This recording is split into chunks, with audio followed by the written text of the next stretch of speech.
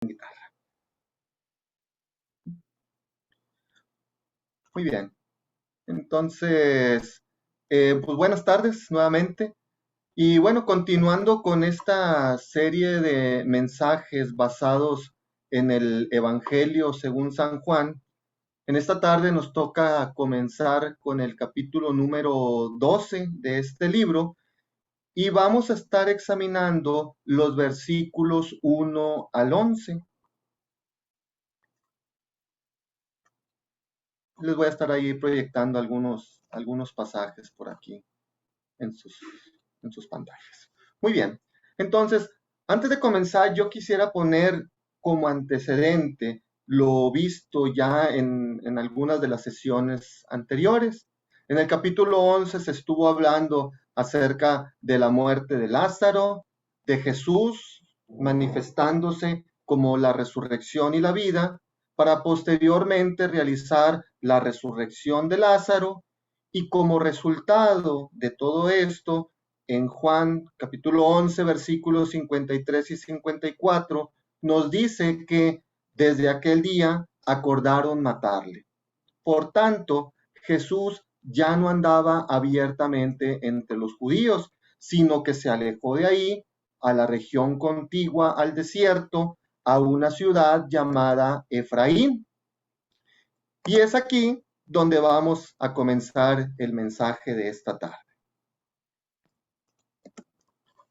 Juan 12:1 dice lo siguiente: 6 días antes de la Pascua vino Jesús a Betania, donde estaba Lázaro, el que había estado muerto, y a quien habían resucitado de los muertos. A quien había resucitado de los muertos. Perdón. Al inicio de este capítulo 12, vemos a Jesús trasladándose de la ciudad llamada Efraín a Betania, donde estaba Lázaro. Betania era una aldea que se encontraba en la ladera oriental del Monte de los Olivos, como a unos 3 kilómetros aproximadamente de la ciudad de Jerusalén. Y por el hecho de estar del otro lado del monte, esto hacía que, a pesar de su cercanía con la ciudad capital de Israel, en Betania no se sentía ese bullicio de ciudad, sino que era un lugar un tanto más acogedor, un lugar donde se daba una sensación de paz y tranquilidad.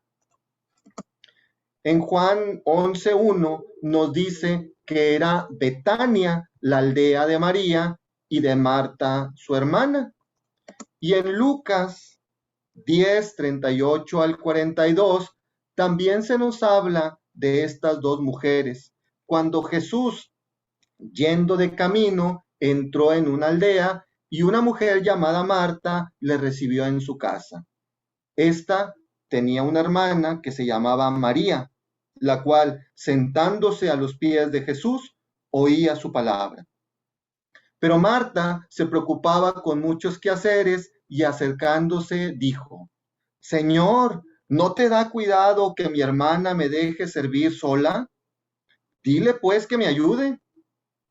Entonces Jesús le dijo: Marta, Marta, afanada y turbada estás con muchas cosas, pero solo una cosa es necesaria. Y María ha escogido la buena parte, la cual no le será quitada.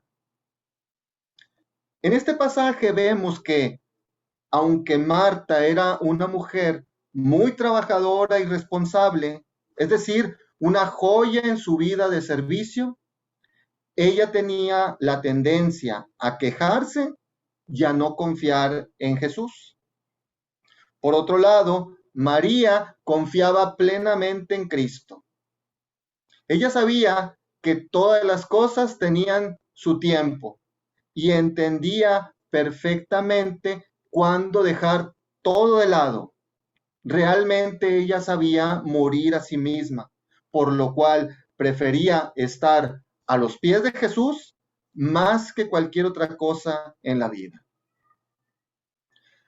Pero refiriéndonos nuevamente a la aldea de Betania, esta cobra relevancia en el escenario bíblico, ya que, además de otras referencias menores, allí tuvo lugar el último evento del ministerio terrenal de nuestro Señor Jesucristo. Fue Betania el lugar donde Jesús dio la bendición final a sus discípulos antes de su ascensión al cielo. Este evento lo encontramos al final del Evangelio de Lucas, ligado con el inicio del libro de los Hechos. Los pasajes en cuestión son Lucas 24 del 50 al 53 y Hechos 1 del 6 al 11, los cuales, si se intercalan, se pueden leer de la siguiente manera. Lucas 24:50 dice lo siguiente: y lo sacó fuera hasta Betania, y alzando sus manos, los bendijo. En Hechos 1, del 6 al 8, nos dice: entonces los que se habían reunido le preguntaron diciendo: Señor, ¿restaurarás el reino de Israel en este tiempo? Y él les dijo: no os toca a vosotros saber los tiempos o las sazones que el Padre puso en su sola potestad, pero recibiréis poder cuando haya venido sobre vosotros el Espíritu Santo, y me seréis testigos en Jerusalén, en toda Judea, en Samaria y hasta lo último de la tierra. Luego Lucas 24:51 nos dice: y aconteció que bendiciéndolos se separó de ellos y fue llevado arriba al cielo.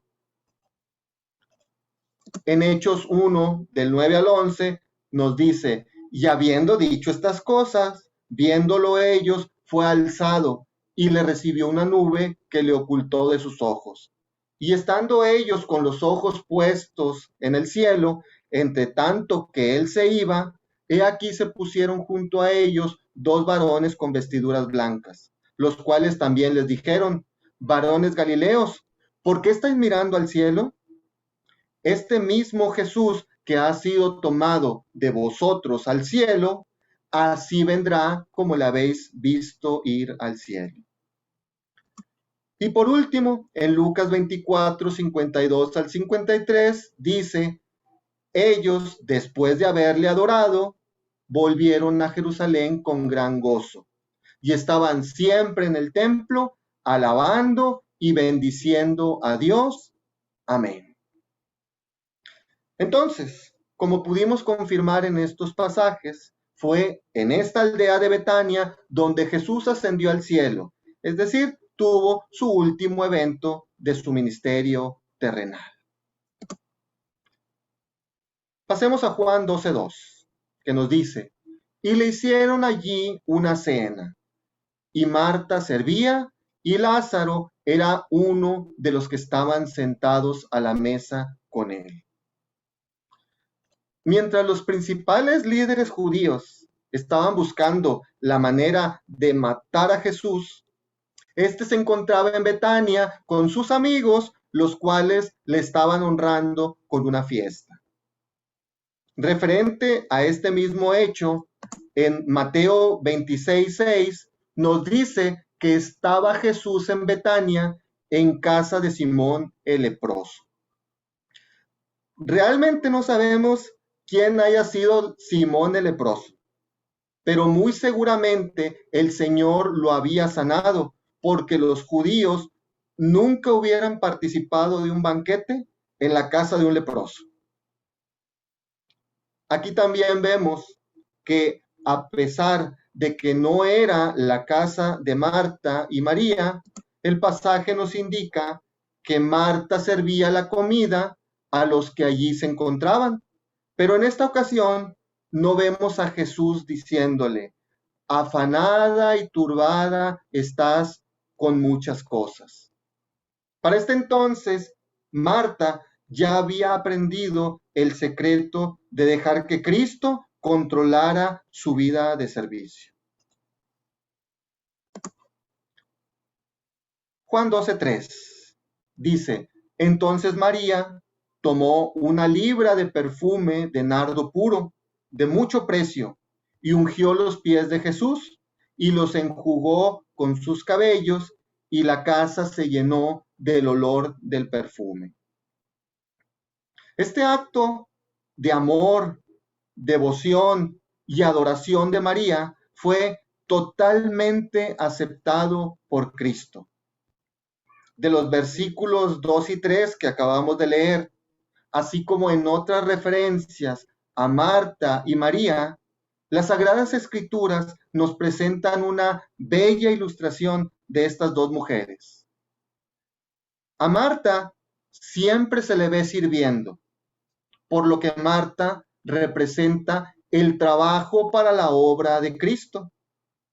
Pero a María siempre se le ve a los pies de Jesús, por lo que la vida de María representa la adoración a Cristo.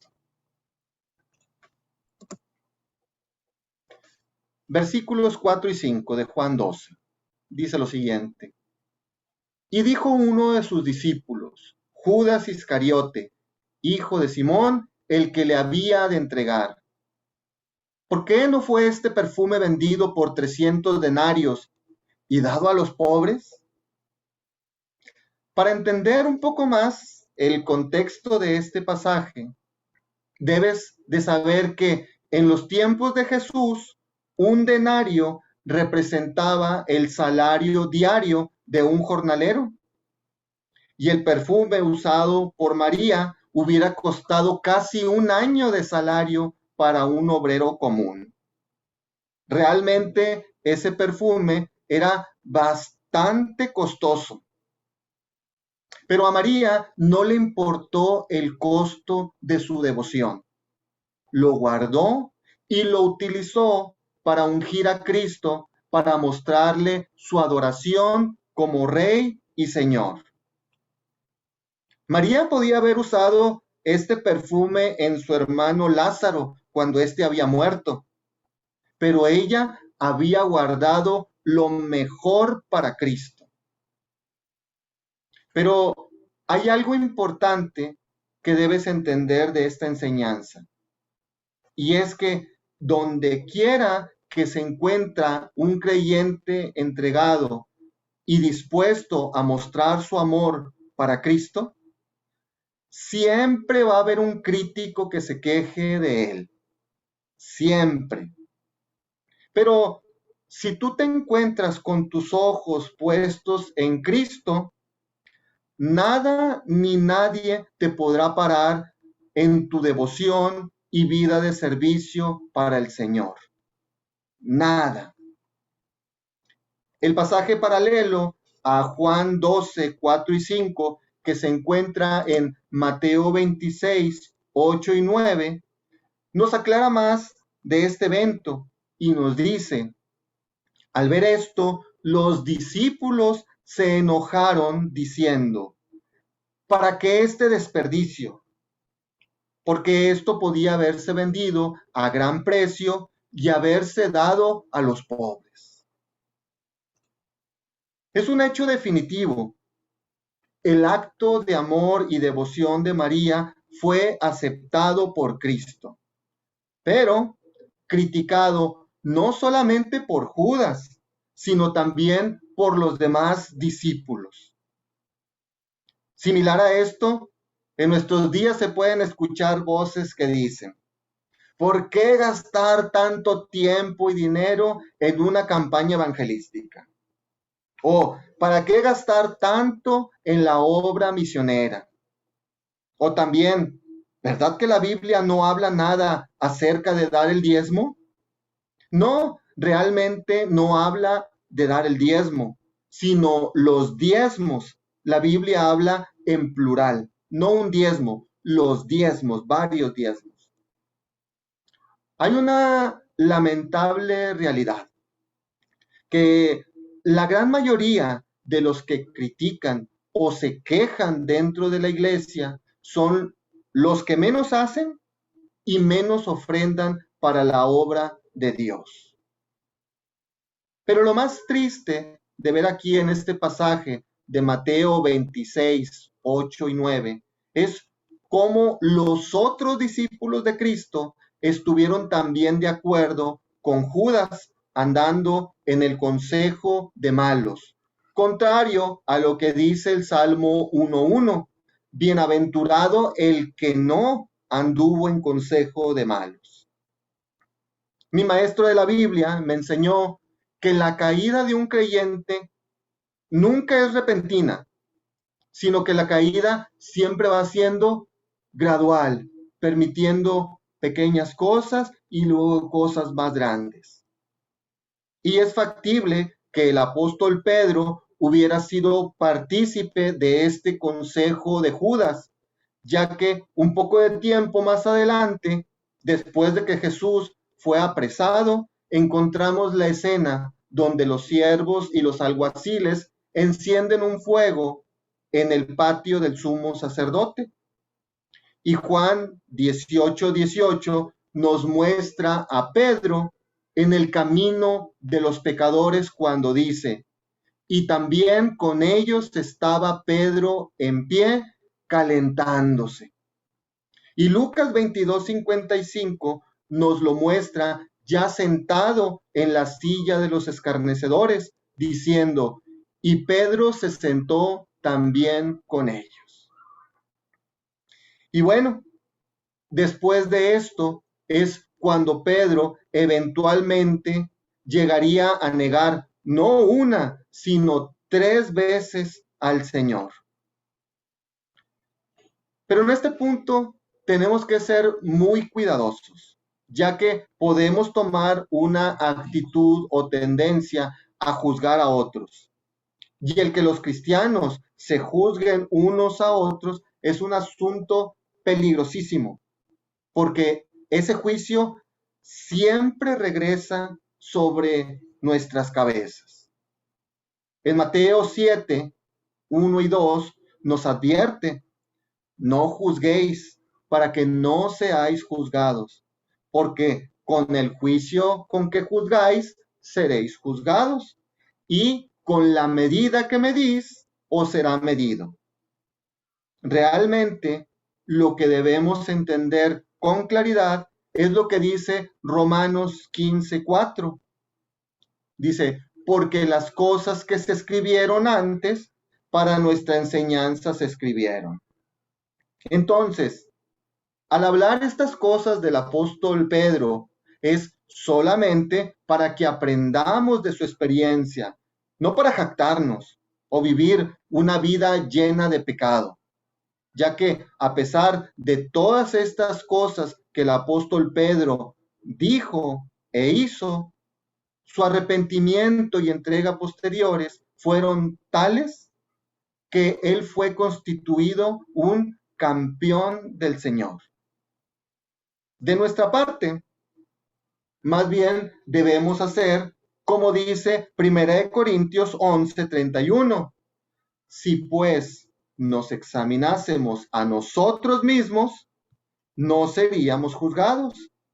Y también el Salmo 139:23 y 24, que dice: examíname, oh Dios, y conoce mi corazón.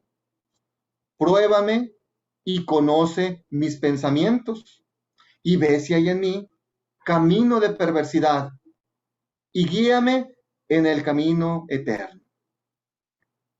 Esto es, debemos buscar ser examinados o juzgados solo por nosotros mismos a la luz de la verdad de Dios, de toda la enseñanza y doctrina de la palabra de Dios, y no por los hombres.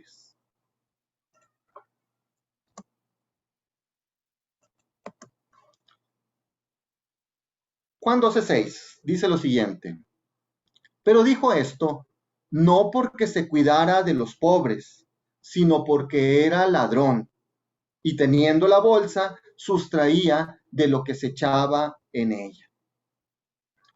Definitivamente, el corazón de Judas no estaba bien para con Dios, y fue por eso que sus labios pronunciaron esta dura crítica contra María de Betania.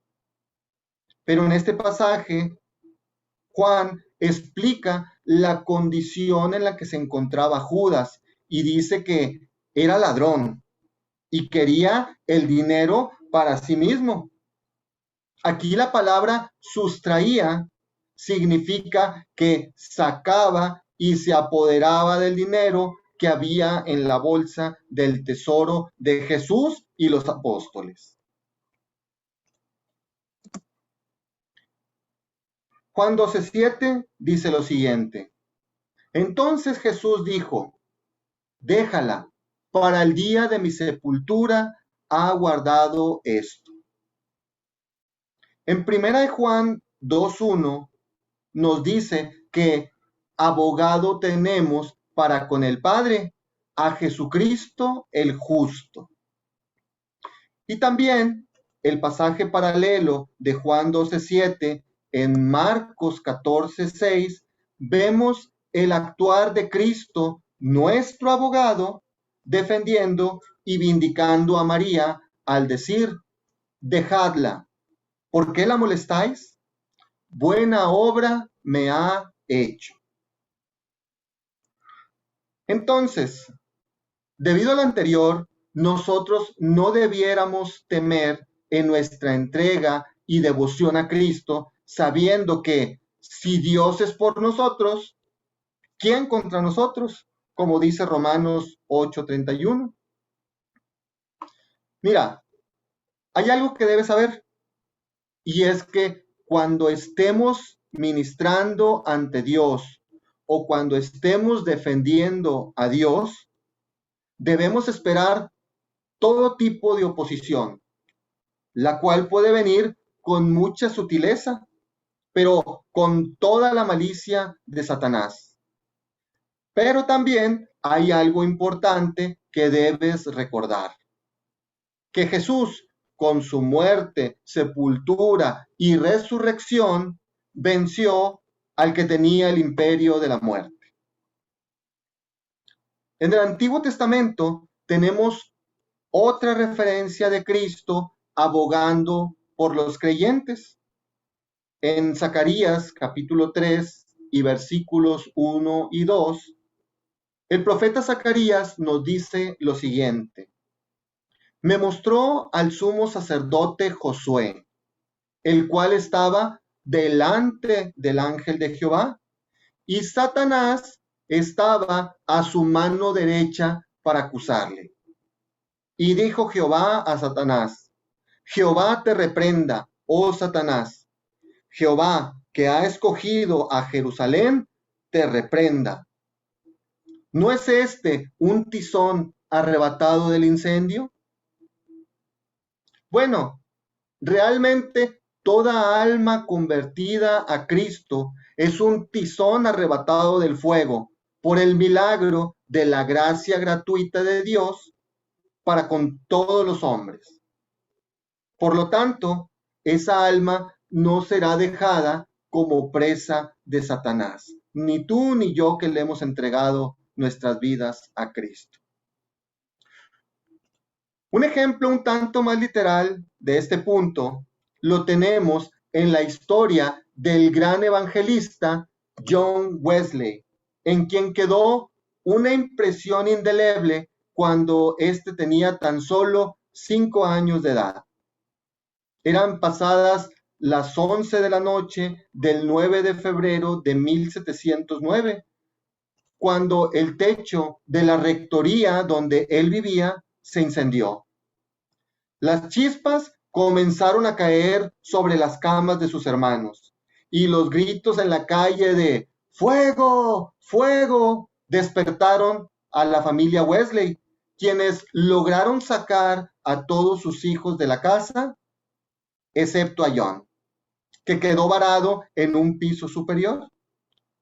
Las escaleras de la casa se encontraban en llamas y el techo estaba a punto de derrumbarse.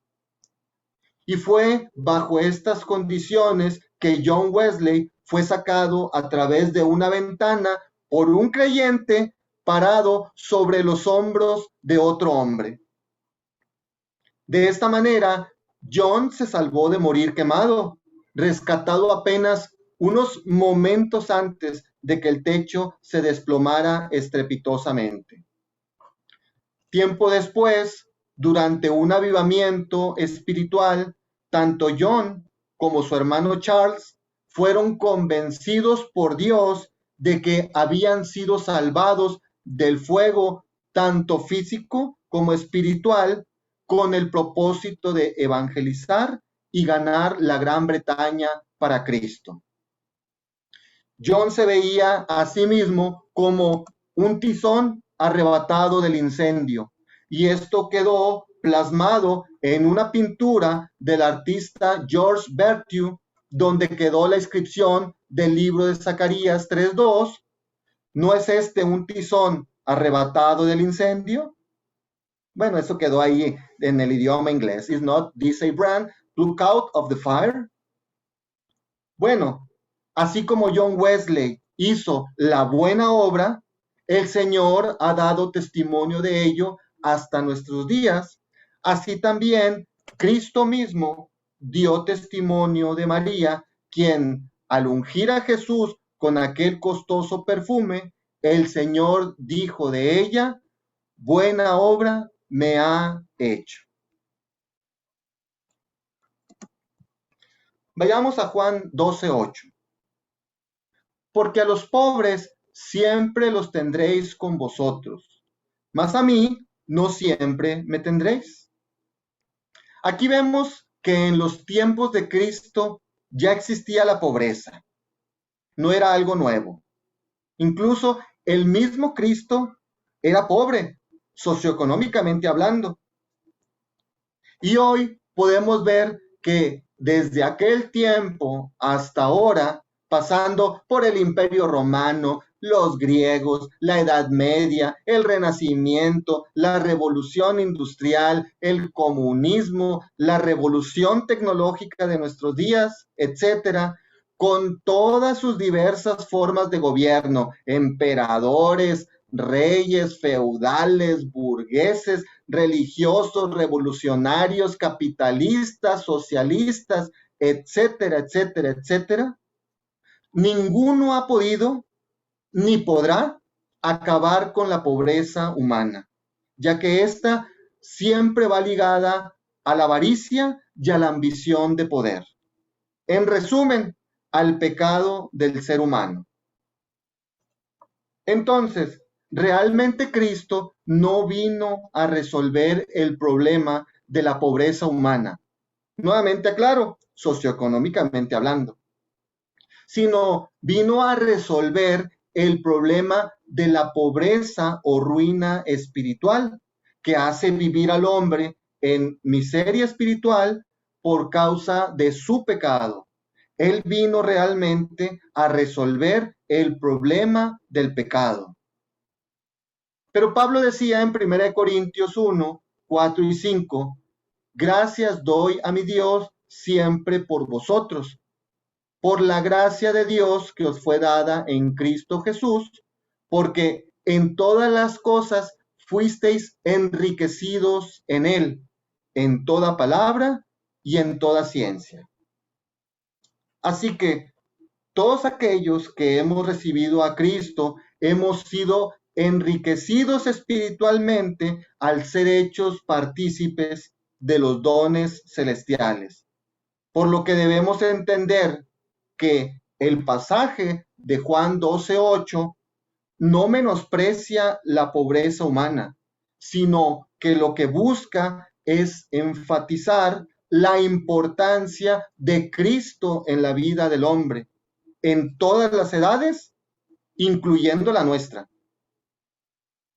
Adicionalmente a lo que nos menciona Juan 12:8, tenemos los pasajes paralelos de Mateo 26, 12 y 13, los cuales añaden lo siguiente. Porque al derramar este perfume sobre mi cuerpo, lo ha hecho a fin de prepararme para la sepultura.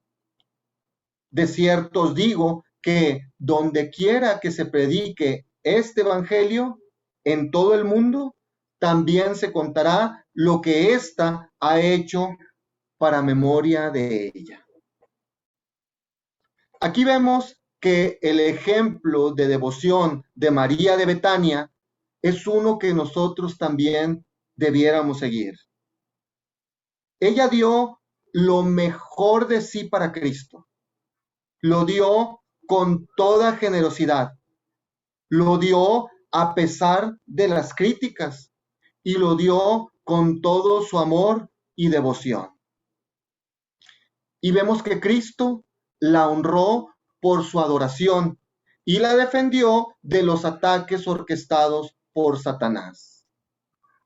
Judas llamó desperdicio a la adoración de María, pero Jesús dijo que era un memorial perpetuo. Hasta este día, donde quiera que se predica el Evangelio, se menciona a esta mujer, María de Betania, y su gran acción de amor. Versículos 9 al 11 de Juan 12. Gran multitud de los judíos supieron entonces que él estaba allí y vinieron no solamente por causa de Jesús, sino también para ver a Lázaro, a quien había resucitado de los muertos. Pero los principales sacerdotes acordaron dar muerte también a Lázaro, porque a causa de él muchos de los judíos se apartaban y creían en Jesús.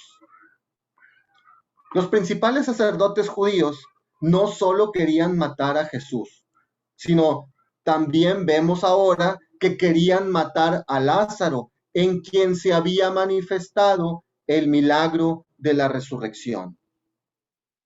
Lo que podemos ver a lo largo de todas las Sagradas Escrituras es que tanto la predicación como los milagros de Jesús siempre daban como resultado personas entregando sus vidas a Cristo.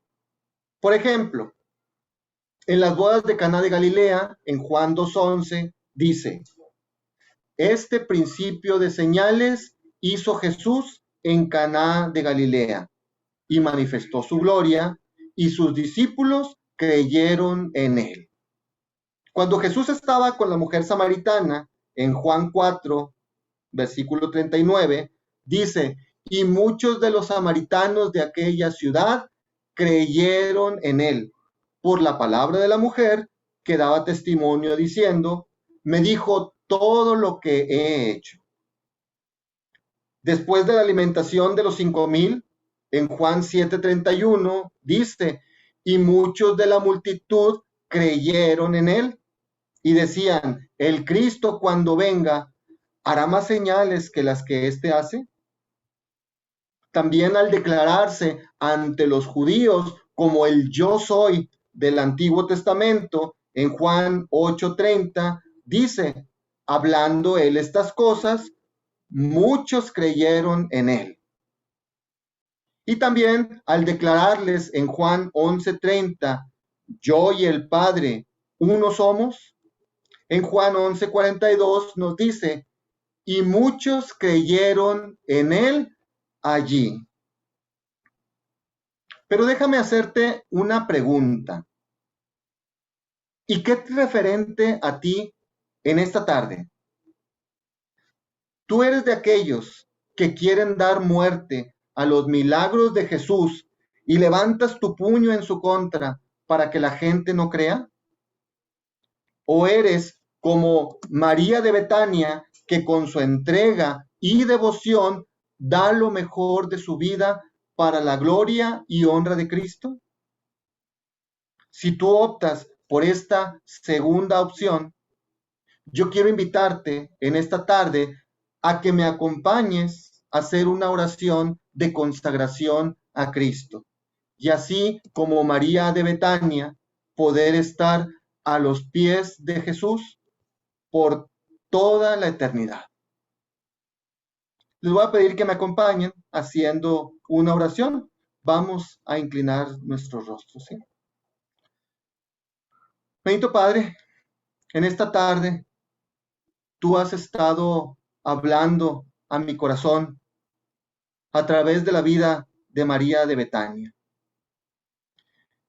Y el anhelo de mi corazón es poder entregar mi vida y todos mis anhelos con amor y devoción a tu Hijo amado Jesucristo. Limpia mi vida y toda mi maldad, Señor, y examina mi corazón para que me puedas conducir por el camino eterno.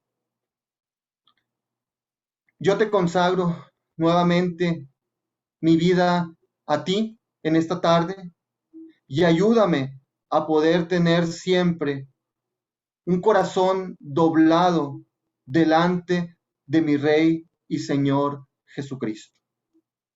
Yo te pido todas estas cosas en el nombre de Jesús. Amén. Muchas gracias por su tiempo y por su atención. Muchas gracias, Ricardo.